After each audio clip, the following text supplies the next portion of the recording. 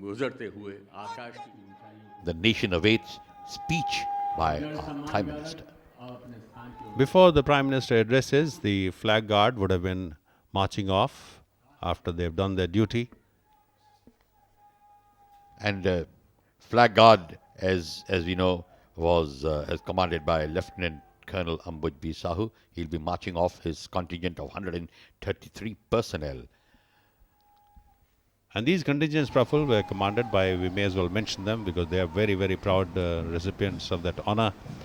The Army was commanded by Captain P.S. Chima, Navy, Lieutenant Commander K. Arvind, Air Force, Squad Leader Rahul Chand, and Delhi Police contingent was commanded by I.B. Rani. This is the Delhi Police contingent marching off now, very proud. And this is probably very few moments where the police contingent is added along with the services for the guard. And here is the Artillery Center Nasik Band, Subedar Major Vijay Achari. And when the flag guard marches off, we will have our Prime Minister giving his national address. And we are all waiting for this. Shri Kapil Sibal, as you can see. And on top, you can see the 14 buglers who are there under the canopies are also marching down, and they will go on the other side of the Lahore gate and wait instructions. Dr. Manmohan Singh will be addressing the nation as the Prime Minister from the ramparts for the 5th time this year.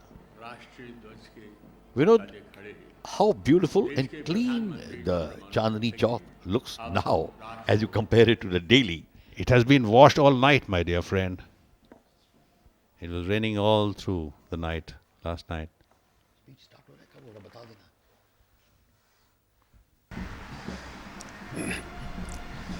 मेरे प्यारे देशवासियों, भाइयों, बहनों और प्यारे बच्चों, आज़ादी की सालगिरह के इस खुशी के मौके पर आप सबको हार्दिक बधाई। आज का दिन हम सभी भारतीयों के लिए एक मुबारक दिन है। आज के दिन हम उन सभी लोगों की कुर्बानी को याद करते हैं जिन्होंने महात्मा गांधी के नेतृत्व में विदेशी हुकूमत से हमें आज़ादी दिलाने की लड़ाई लड़ी। आज हम उन सभी लोगों की कड़ी मेहनत और लगन को याद करते हैं जिन्होंने एक आज़ाद और नया खुशहाल भारत बनाने में अपनी जान की बाजी लगा दी। आज हमें इस काम में अपने आप को फिर से लगाना है। आज हम अपने किसानों, कामगारों और शिक्षकों को याद करते हैं। हम अपनी फ़ौज के जवानों को याद करते हैं जो बर्फीले पहाड़ों, रेगिस्तानों, जंगलों, समुद्री किनारों और समुद्र के बीच हमारी सरहदों की हिफाजत कर रहे हैं। भाइयों और बहनों, 4 साल पहले आज के दिन यहाँ आपके सामने खड़े होकर मैंने आपको अपनी सरकार के एक नया भारत बनाने के सपने के बारे में कहा था। मैंने आपसे कहा था कि हम एक ऐसा भारत बनाना चाहते हैं जिसमें सबको इंसाफ मिले और जहां इंसानियत और भाईचारे का बोलबाला हो। एक ऐसा भारत जिसमें सभी लोगों को बराबर समझा जाए। एक ऐसा भारत जो खुशहाल हो। एक ऐसा भारत जिसमें अमन चैन हो। एक ऐसा भारत जिसमें हर एक को अपनी सलाहियत के मुताबिक काम मिल सके और वो अपना भविष्य बना सके। एक ऐसा भारत जो सेकुलर हो, जिसमें भेदभाव और नाइंसाफ़ी ना हो। एक ऐसा भारत जिसमें विविधता में एकता हो, ऐसा भारत बनाने की हमारी पूरी कोशिश रही है। भाइयों और बहनों, 4 साल पहले मैंने यहाँ खड़े होकर आपसे कहा था कि मुझे वादे करने नहीं हैं बल्कि निभाने हैं। राष्ट्रीय न्यूनतम साझा कार्यक्रम पर अमल करना हमारा वादा था। ग्रामीण भारत में नई उम्मीद जगाना हमारा वादा था। अपने आर्थिक और सामाजिक विकास में सबको साथ लेकर चलना हमारा वादा था। भारत को दुनिया के देशों के बीच उसकी सही जगह दिलाना हमारा वादा था। हमारी सरकार ने इन सभी वादों को पूरा करने की ईमानदारी से कोशिश की है। हमने ग्रामीण भारत में एक नई उम्मीद जगाई है। हमने ग्रामीण इलाकों में सेहत, शिक्षा, बिजली, सड़क, आवास और सिंचाई के लिए निवेश बहुत बढ़ा दिया है।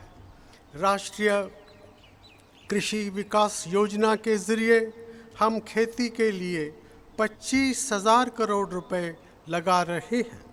कर्ज के बोझ से दबे अपने किसान भाइयों को राहत देने के लिए हमने लगभग 71,000 करोड़ रुपए का बैंकों से लिया गया कर्जा मुआफ़ किया है। पिछले 4 सालों में हमने खेती के लिए बैंकों द्वारा दिए गए कर्ज की रकम 81,000 करोड़ रुपए से बढ़ाकर 2,25,000 करोड़ रुपए कर दी है और ऐसे कर्ज पर ब्याज दर भी घटाई है। किसानों की आर्थिक हालत सुधारने के लिए हमने अनाजों की खरीद कीमतों में काफ़ी बढ़ोतरी की है, जो गेहूं के लिए 50% तथा धान के लिए 30% है। चावल, गेहूं और दालों की पैदावार बढ़ाने के लिए राष्ट्रीय खाद्य सुरक्षा मिशन बनाया गया है। सिंचाई, जलाशयों, बारिश से सिंचाई वाले इलाकों और बाढ़ रोकने पर हमने खास तवज्जो दी है। ग्रामीण इलाकों में ज़्यादा रकम लगाने और किसानों को कर्ज से राहत देने की हमारी कोशिश से हमारी खेती मजबूत हुई है। कृषि में निवेश बढ़ रहा है और इस क्षेत्र में लगभग एक दशक, खासकर 1998 से 2004 तक के ठहराव के बाद फिर तेज़ी आई है। वर्ष 2007-2008 में खाद्यान्नों, कपास और चीनी का रिकॉर्ड उत्पादन हुआ है। हमारे खेत फिर से हरे भरे दिखाई दे रहे हैं। हमारे अनाज के भंडार फिर से भरने लगे हैं।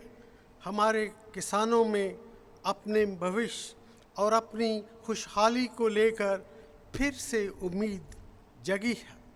भाइयों और बहनों, मैंने अपनी ज़िंदगी के पहले 10 साल एक छोटे से गांव में बिताए, जहां ना बिजली थी, ना पीने के पानी का सही इंतज़ाम, ना कोई डॉक्टर, ना सड़क, ना ही फ़ोन। मुझे मीलों पैदल चलकर स्कूल जाना पड़ता था। मुझे रात में मिट्टी के तेल की लैंप की हल्की सी रोशनी में पढ़ाई करनी पड़ती थी। आज़ादी मिलने के बाद ग्रामीण इलाकों में काफ़ी विकास हुआ है। फिर भी जिस तरह की ज़िंदगी मैंने बचपन में गुजारी थी, वैसी ही ज़िंदगी अभी भी हमारे देश में बहुत से लोग गुजार रहे हैं। यही वजह है कि जब हमारी सरकार बनी, हमने देहातों में बुनियादी ढांचे को मजबूत करने के लिए भारत निर्माण के प्रोग्राम की शुरुआत की। हमारी सरकार का ग्रामीण भारत को सुधारने का पक्का इरादा है। इन 4 सालों में हमने अहम पहलें की हैं। मुझे यकीन है कि हमारी कोशिशों से एक नया खुशहाल भारत ज़रूर बनेगा। मेरे प्यारे देशवासियों, 4 साल पहले मैंने अपनी सरकार की 7 प्राथमिकताओं या 7 सूत्रों के बारे में आपको बताया था। ये हैं खेती, पानी, शिक्षा, सेहत, रोज़गार, शहरी नवीकरण और बुनियादी ढांचे की मजबूती। इन सभी क्षेत्रों में हमने अहम पहलें की हैं। मैं खेती की तरक्की और किसानों की खुशहाली के लिए की गई कोशिशों के बारे में आपको पहले ही बता चुका हूँ। दूसरी सबसे अहम तरक्की बुनियादी ढांचे को मजबूत करने में हुई है। रेलवे के विकास में नई तेज़ी आई है, नई सड़कें बनाई जा रही हैं, नए बंदरगाह और हवाई अड्डे भी बनाए जा रहे हैं। हमारी आबादी का अब एक बहुत बड़ा हिस्सा शहरों में रहता है। जवाहरलाल नेहरू राष्ट्रीय मिशन के तहत शहरों की तरक्की और उन्हें नई शक्ल देने के लिए काफ़ी सरमाया मुहैया कराया जा रहा है। राष्ट्रीय ग्रामीण स्वास्थ्य मिशन के तहत गाँव में सेहत से संबंधित सरकारी सेवाओं को बढ़ाया जा रहा है। एक ऐसे आदमी की हैसियत से जिसने अपनी प्रोफेशनल लाइफ की शुरुआत शिक्षक के तौर पर की, मुझे ये कहते हुए फ़ख्र है कि हमारी सरकार देश में शिक्षा की तरक्की पर ख़ास तवज्जो दे रही है। प्राथमिक, माध्यमिक और उच्चतर शिक्षा में सभी लेवल्स पर सरकारी फंड बहुत बढ़ा दिया गया है। हमने सर्व शिक्षा अभियान के प्रोग्राम को मजबूत किया है। मिड डे मील प्रोग्राम का सभी ज़िलों में मिडिल स्तर तक विस्तार किया गया है और इस स्कीम के तहत लगभग 14 करोड़ बच्चों को स्कूलों में दोपहर का खाना दिया जा रहा है। हम 6000 नए और बहुत अच्छे मॉडल स्कूल स्थापित कर रहे हैं जो सबकी पहुंच में होंगे। हर एक ब्लॉक में कम से कम एक ऐसा स्कूल होगा। पिछड़े ज़िलों में 373 नए कॉलेज खोले जा रहे हैं। हम 30 नई यूनिवर्सिटियां, 8 नए IITs, 7 नए IIMs, 20 नए IITs, 5 नए भारतीय विज्ञान संस्थान, 2 प्लानिंग और आर्किटेक्चर के स्कूल, 10 NITs और 1000 नए पॉलिटेक्निक्स भी खोल रहे हैं। भाइयों और बहनों, मैंने 11वीं पंचवर्षीय योजना को राष्ट्रीय शिक्षा योजना कहा है। हम चाहते हैं कि शिक्षा हमारे समाज के हर तबके की पहुंच में हो। अनुसूचित जाति, अनुसूचित जनजाति, अन्य पिछड़े वर्ग और अल्पसंख्यक परिवारों के बच्चों की पहुंच, हर एक बच्चे की पहुंच, चाहे वो लड़का हो या लड़की, आधुनिक शिक्षा तक होनी चाहिए। हमारे सरकार ने बच्चों की शिक्षा के लिए वजीफ़ों की कई नई योजनाएं चलाई हैं। अनुसूचित जाति, अनुसूचित जनजाति, अन्य पिछड़े वर्ग और अल्पसंख्यक परिवारों के बच्चों के लिए प्री मैट्रिक और पोस्ट मैट्रिक वजीफ़ों की योजनाएं चलाई जा रही हैं। इन तबकों के होशियार बच्चों के लिए ख़ास वजीफ़े भी शुरू किए गए हैं। अनुसूचित जाति और अनुसूचित जनजाति के छात्रों को विदेशों में पढ़ाई के लिए वजीफ़े दिए जा रहे हैं। आर्थिक रूप से कमज़ोर तबकों के बच्चों और विकलांग बच्चों के लिए भी राष्ट्रीय स्तर की मेरिट कम मीन्स स्कॉलरशिप की स्कीम जारी की गई है। हमने एक नया स्किल डेवलपमेंट मिशन कायम किया है जो प्रधानमंत्री की देखरेख में काम करेगा। सरकार एक स्किल डेवलपमेंट कॉरपोरेशन भी बनाएगी जिसमें हमारे नौजवानों, कामगारों और तकनीशियनों के लिए ख़ास ट्रेनिंग का इंतज़ाम किया जाएगा। इसमें निजी क्षेत्र की एक्टिव भागीदारी भी हासिल की जाएगी। मुझे ये बताते हुए खुशी हो रही है कि हम अपने मुस्लिम समुदाय की सामाजिक, आर्थिक और शैक्षिक मजबूती के लिए पूरी ईमानदारी से जस्टिस सच्चर कमेटी रिपोर्ट की ज़्यादातर सिफारिशों को लागू कर रहे हैं। भाइयों और बहनों, भारत तभी बदल सकता है जब हर एक भारतीय पढ़ा लिखा हो, सबको पेट भर कर खाना मिले, हर एक भारतीय सेहतमंद हो और सबको अच्छा रोज़गार मिल पाए। मैं एक ऐसा नया भारत देखना चाहता हूँ जो वैज्ञानिक सोच रखता हो और जिसमें शिक्षा का फ़ायदा समाज के हर तबके को मिलता हो। हमें उम्मीद है कि इस साल हम एक भारतीय रॉकेट चंद्रयान चांद पर भेजेंगे। ये हमारे स्पेस प्रोग्राम की एक बड़ी कामयाबी होगी। भाइयों और बहनों, रोज़गार मुहैया कराना हमारे लिए एक ख़ास प्राथमिकता रही है। खेती, उद्योग, बुनियादी ढांचे और स्किल डेवलपमेंट के लिए अपनाई गई हमारी नीतियों से रोज़गार को बढ़ावा मिलेगा। हमारी पूर्व प्रधानमंत्री श्रीमती इंदिरा गांधी जी ने कहा था, गरीबी हटाओ। हमारी नेता श्रीमती सोनिया गांधी ने हमें नारा दिया है, रोज़गार बढ़ाओ। हमारी सरकार गरीबी को दूर करने के लिए रोज़गार बढ़ाने के ख़ास प्रयास कर रही है। राष्ट्रीय ग्रामीण रोज़गार गारंटी योजना हमारी सरकार की एक ऐतिहासिक पहल है।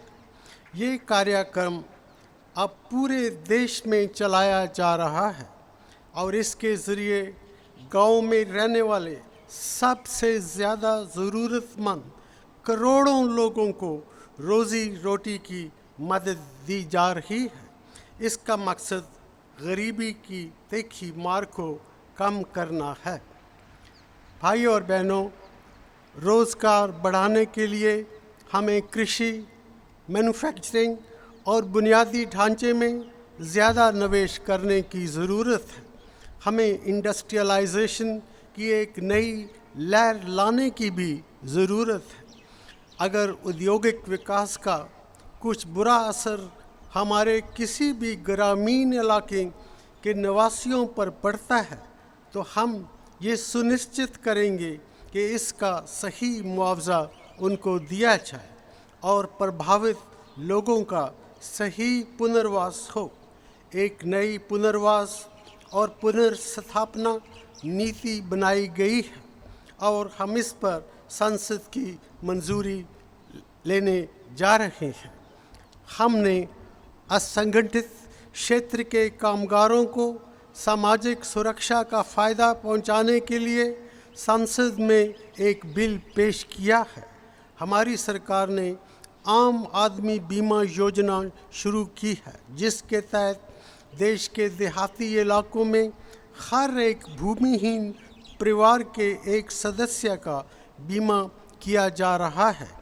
गरीबी रेखा के नीचे रहने वाले असंगठित क्षेत्र के कामगारों के परिवारों को स्वास्थ्य बीमा का लाभ पहुंचाने के लिए भी हमने एक प्रोग्राम शुरू किया है।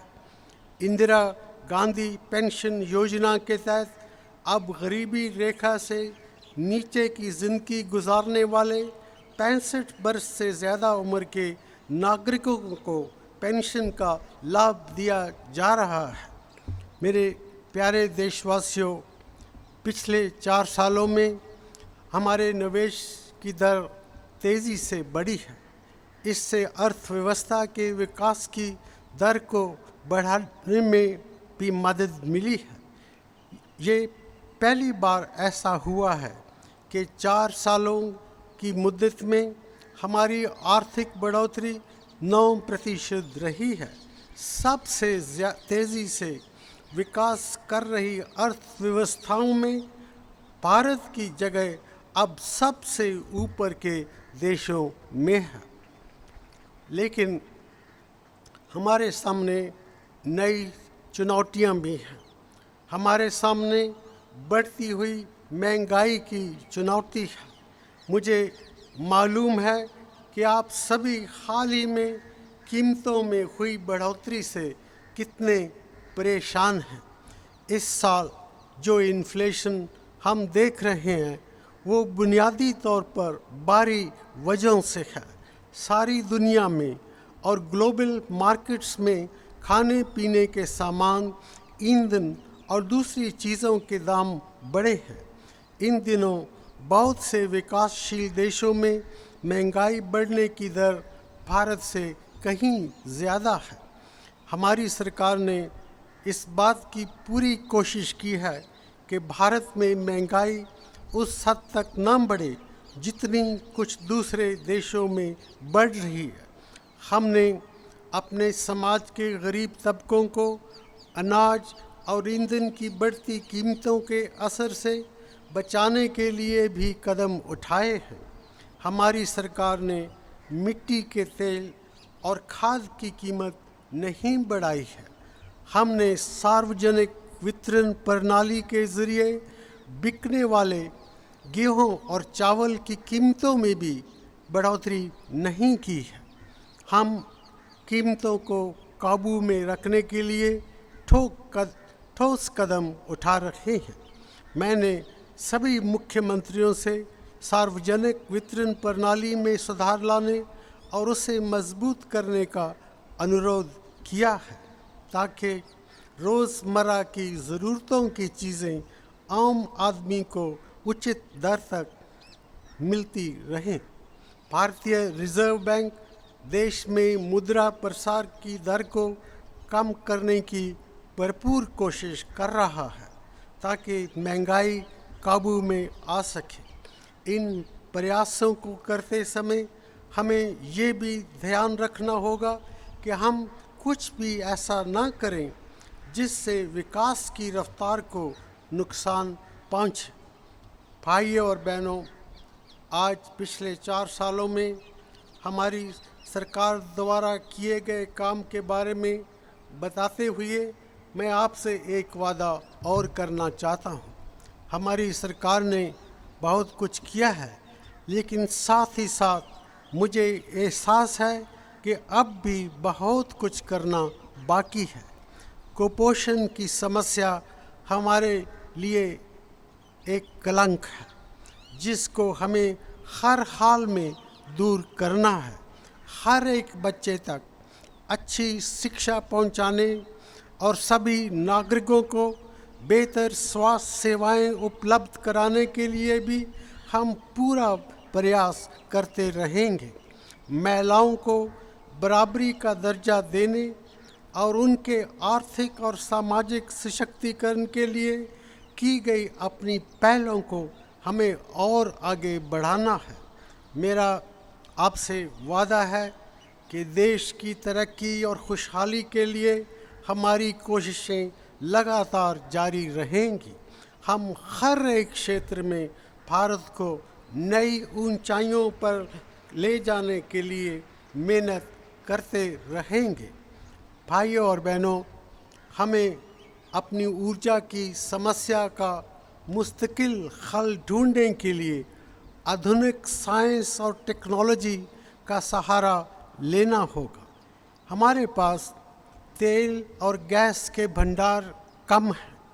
हमें ऊर्जा के दूसरे सोर्सेज ढूंढने होंगे। मैं चाहता हूं कि हमारे वैज्ञानिक और इंजीनियर ऐसे तरीकों को सोचें, खोजें जिनसे हम सौर ऊर्जा, पवन ऊर्जा, बायोगैस और ऊर्जा के दूसरे सोर्सेस का बेहतर और ज़्यादा इस्तेमाल कर सकें।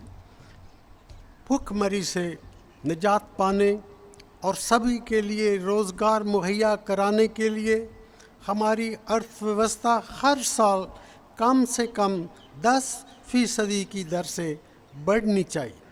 देश की तरक्की के लिए, हमारे उद्योगों और कृषि के विकास के लिए ऊर्जा, खासकर बिजली, एक बहुत बुनियादी ज़रूरत है। सारी दुनिया में ये समझ बढ़ रही है कि ऊर्जा सुरक्षा और मौसम में बदलाव की चुनौती से निपटने के लिए परमाणु ऊर्जा का इस्तेमाल बहुत ज़रूरी है। ये एक साफ, पर्यावरण के अनुकूल और कभी ख़त्म न होने वाला ऊर्जा का सोर्स है। भारत के पास विश्व स्तर के परमाणु वैज्ञानिक और टेक्नोलॉजिस्ट हैं। उन्होंने बड़ी मुश्किलों के बावजूद परमाणु ऊर्जा का विकास किया है, लेकिन कुछ ऐसी कठिनाइयाँ हैं जिनकी वजह से हमारे ऊर्जा कार्यक्रम में कुछ रुकावट आ रही है। हमारा यूरेनियम का उत्पादन हमारी ज़रूरतों के लिए काफ़ी नहीं है। हमारा यूरेनियम इतना अच्छा भी नहीं है जितना दूसरे उत्पादकों का है। कई मुल्कों ने भारत के साथ परमाणु साजो सामान और परमाणु टेक्नोलॉजी के व्यापार पर रोक भी लगा रखी है।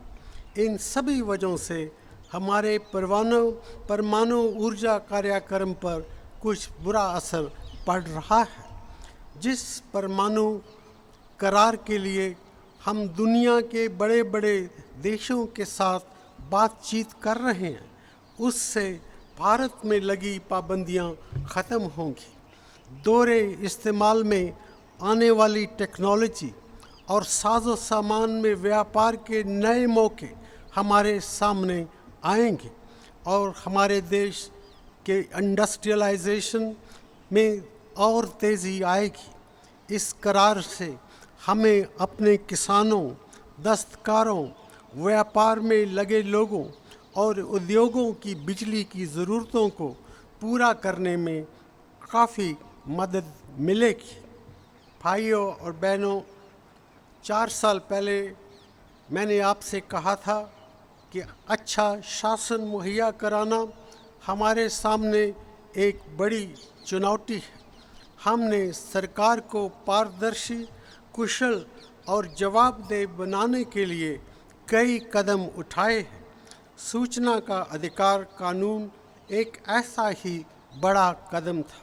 हमने सरकार के कामकाज को सुधारने और उसमें नए तरीके अपनाने के लिए भी पहल की है। राष्ट्रीय ई गवर्नेंस कार्यक्रम से अब सभी नागरिकों के लिए सरकार की तमाम एजेंसियों के साथ संपर्क करना आसान हो जाएगा। हमने छठे पे कमीशन की रिपोर्ट की जांच पूरी कर ली है। सरकारी कर्मचारियों की जितनी तनख्वाहें बढ़ाने की सिफारिश कमीशन ने की थी, हमने उससे भी ज़्यादा तनख्वाहें बढ़ाई हैं।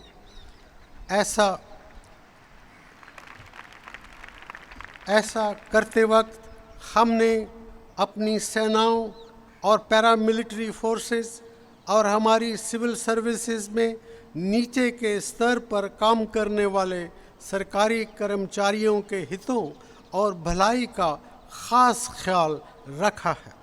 ये सरकार को कार्यकुशल बनाने के लिए एक और कदम है। हमारी सरकार के हर स्तर और सुधार लाने की ज़रूरत है।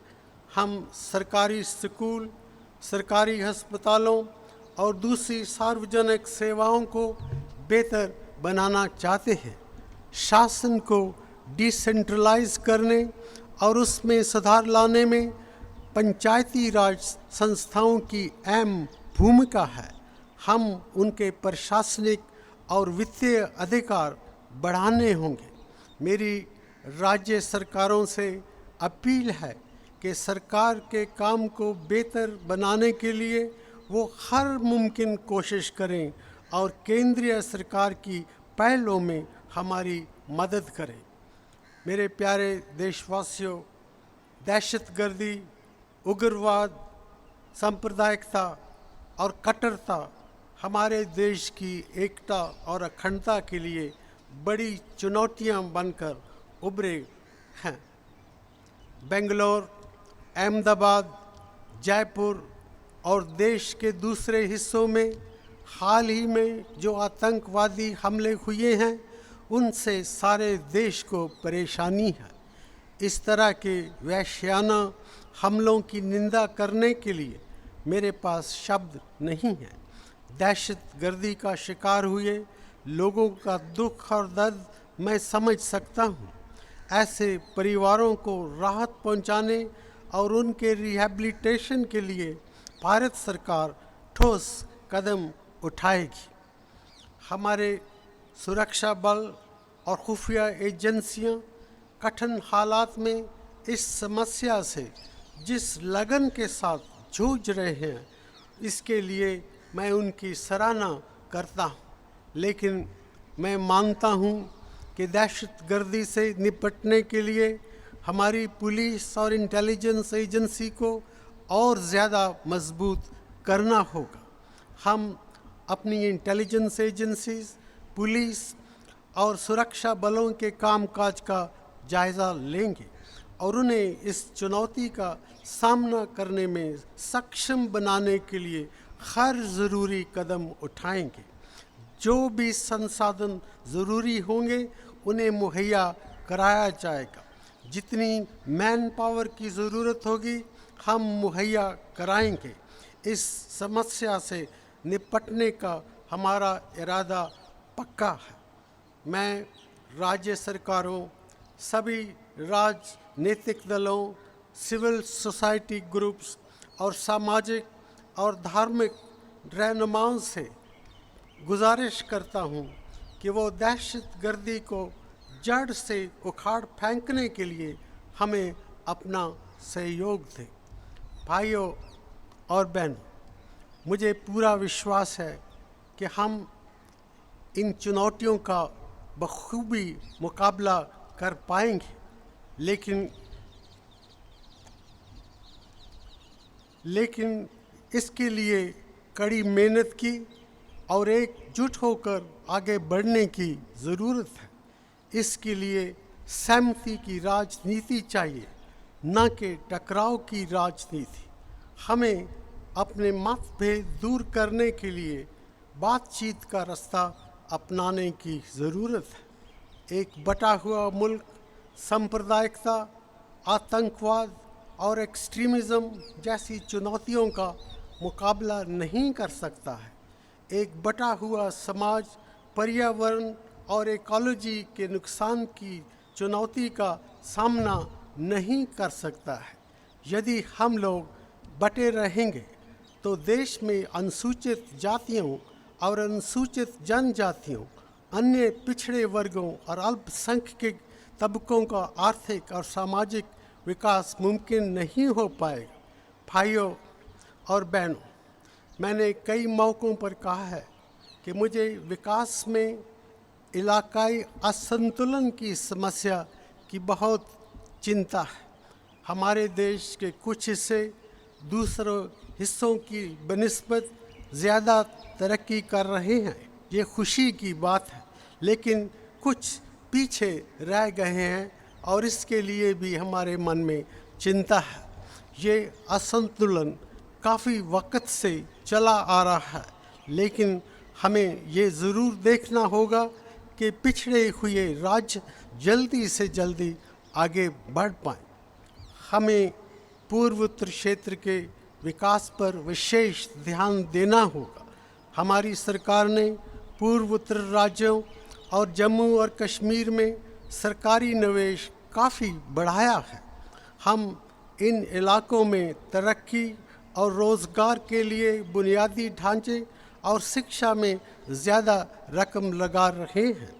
जम्मू कश्मीर और नॉर्थ ईस्ट में विकास के लिए अमन चैन कायम करना बहुत ज़रूरी है। इन इलाकों में शांति कायम करने के लिए हमने बहुत सी पहलें की हैं। इस सिलसिले में हमारी कोशिश आगे भी जारी रहेगी। भाइयों और बहनों, जम्मू और कश्मीर रियासत में हाल ही में हुई वारदातें चिंता का विषय हैं। मुसीबत की इस घड़ी में बंटवारे की राजनीति हमें कहीं का नहीं रखेगी। मैं सभी राजनीतिक पार्टियों से अपील करता हूं कि वो जम्मू कश्मीर के भावी हितों का खास ख्याल रखें और रियासत के तमाम मसलों का स्थायी हल तलाश करने के लिए मिलजुल कर काम करें।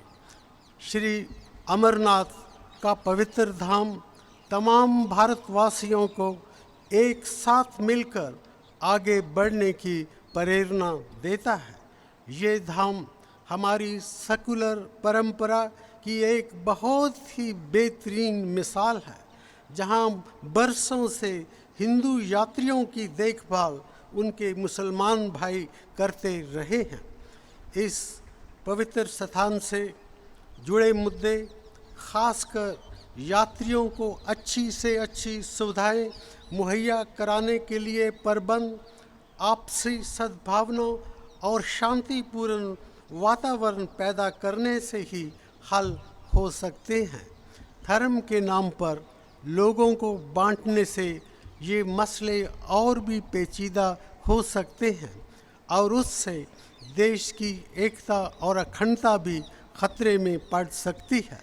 मैं जम्मू और कश्मीर की जनता से अपील करता हूं कि राज्य में अमन और शांति बहाल करने में हमारा साथ दें। मेरा ये यकीन है कि हर मसले का हल बातचीत से और शांतिपूर्ण तरीके अपना कर ही हो सकता है। भाइयों और बहनों, हमारे प्राचीन हिमालय के पर्यावरण को खतरा है। अगर हिमालय के ग्लेशियर पिघल निकले तो हमारी पवित्र नदियों में पानी कम हो जाएगा। मौसम में बदलाव का बुरा असर हमारी अर्थव्यवस्था पर भी कई तरह से पड़ सकता है। ग्लोबल वार्मिंग की वजह से हमारे कुछ समुद्र के किनारे वाले इलाके डूब भी सकते हैं। बारिश के मौसम की कैफियत बदल सकती है। इन खतरों से निपटने के लिए कारगर उपायों की ज़रूरत है। इस सिलसिले में सरकार द्वारा सही नीतियां बनाने के लिए एक राष्ट्रीय सहमति की भी ज़रूरत है।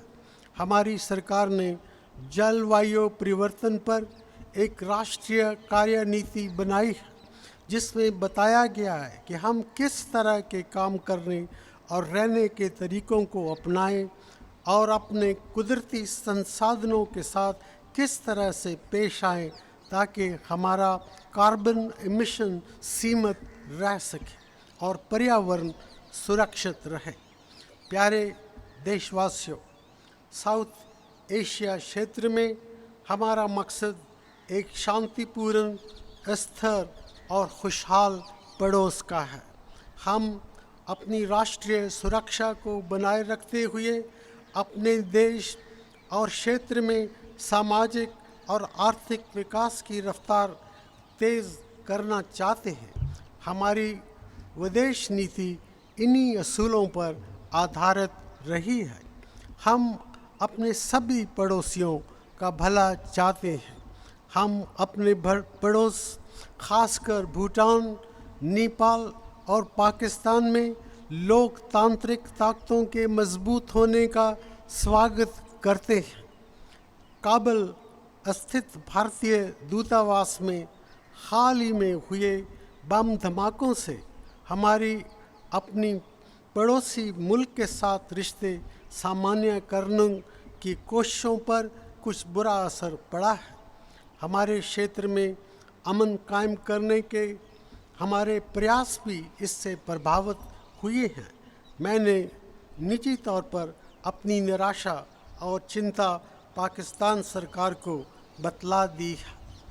दहशतगर्दी के मसले का हल निकाले बगैर दोनों देशों के लोगों की अमन चैन से रहने की हमारी ख्वाहिश पूरी नहीं हो सकेगी। शांति के लिए जो कदम हम उठाना चाहते हैं वो भी नहीं उठा पाएंगे। दहशतगर्द और उनकी मदद करने वाले लोग भारत और पाकिस्तान दोनों देशों के अवाम के, दोनों देशों के बीच बढ़ रही दोस्ती के और शांति प्रक्रिया के दुश्मन है। हमें उनको शिकस्त देनी ही होगी। भाइयों और बहनों, पिछले साल में हमने दुनिया की बड़ी ताकतों, दक्षिण अमेरिकी देशों, अरब देशों और अफ्रीकी देशों के साथ अपने संबंध और मजबूत किए गए। अपने राष्ट्रीय हितों को ध्यान में रखते हुए इस दिशा में हमारा प्रयास जारी रहेगा। आज दुनिया हमें सम्मान के साथ एक ऐसे देश के रूप में देखती है जो तेज़ी से तरक्की कर रहा है। तमाम देशों में रहने वाले भारतीय मूल के लोग हर तरह के कारोबारों में लगे हैं और उनकी सलाहियत का लोहा अब दुनिया भर में माना जा रहा है। हमें इनकी कामयाबियों से प्रेरणा मिलती है। दुनिया को भारत से ये उम्मीद है कि वो दुनिया के मुल्कों में अपनी सही जगह हासिल करेगा। हमारे लिए ये एक बहुत ही बेहतरीन मौका है। हम दुनिया के मुल्कों में अपनी सही जगह फिर से पाने के लिए बहुत तेज़ी से आगे बढ़ रहे हैं, लेकिन इस मकाम को पाने के लिए हमें अभी काफ़ी मेहनत करनी होगी। हमें उन सभी चुनौतियों का मुकाबला करना होगा जिनका मैंने अभी जिक्र किया है।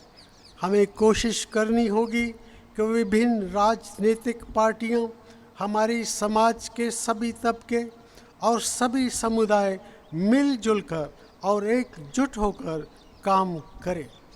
हमें अपने कुदरती और वित्तीय संसाधनों का सूझबूझ के साथ इस्तेमाल करना होगा। आने वाली पीढ़ियों के प्रति हमारी जवाबदेही है। हम केवल अपने लिए ही नहीं सोच सकते।